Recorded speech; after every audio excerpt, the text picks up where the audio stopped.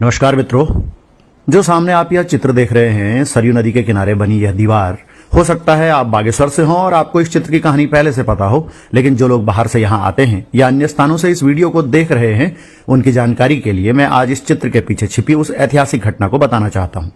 मित्रों, यह केवल एक चित्र नहीं है, यह इतिहास की वह गूंज है जिसने पूरे देश को संदेश दिया था। यह है उत्तराखंड के बागेश्वर की पावन भूमि, जहां बहती है पवित्र सरयू नदी और गोमती नदी। यहीं स्थित है भगवान शिव का प्राचीन धाम बागनाथ मंदिर, और यही है महर्षि मार्कंडेय ऋषि की तपस्थली। लेकिन यह भूमि केवल एक धार्मिक नहीं है, ऐतिहासिक रूप से भी अत्यंत महत्वपूर्ण है। 14 जनवरी 1921 उत्तरायणी का दिन। देश में उस समय महात्मा गांधी का असहयोग आंदोलन चल रहा था। इसी दौर में कुमाऊं की जनता अंग्रेजों की एक अन्यायपूर्ण व्यवस्था से जूझ रही थी, जिसे कहा जाता था कुली बेगार। कुली बेगार 3 रूपों में जनता पर थोपी गई थी: कुली उतार, कुली बेगार, कुली बर्दायश। कुली उतार यानी कि अंग्रेज अधिकारियों का भारी सामान मीलों दूर तक ढोना, बिना मजदूरी के ढोना, कुली उतार कहलाता था। इसके अंतर्गत उत्तराखंड की जनता को अंग्रेजों के नौकर चाकर, मुर्गी, कमोड जैसे चीजों को भी एक स्थान से दूसरे स्थान तक ढोना पड़ता था।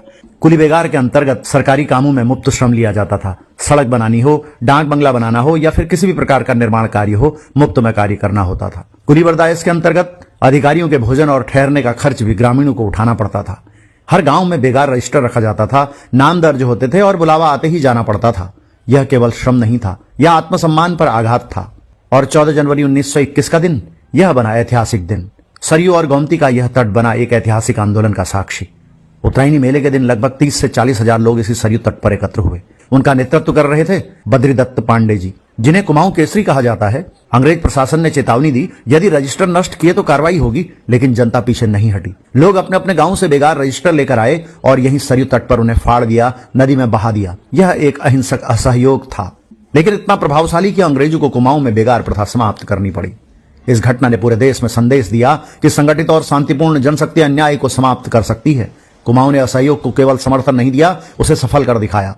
कुमाऊं की इस जागरूकता से प्रभावित होकर ही 1929 में महात्मा गांधी कुमाऊं आए। वे गरुड़ से बागेश्वर पैदल पहुंचे और यहां एक रात्रि विश्राम किया। यह उस जनचेतना का सम्मान था जिसने 1921 में अंग्रेजों को चुनौती दी थी। मित्रों, इस विषय पर और गहराई से जानने के लिए मैंने स्वयं 2 पुस्तकों का संपादन किया है। पहली पुस्तक है कुली बेगार आंदोलन, उत्तराखंड की रक्तहीन क्रांति। दूसरी पुस्तक है भारतीय स्वतंत्रता आंदोलन में बागेश्वर का योगदान।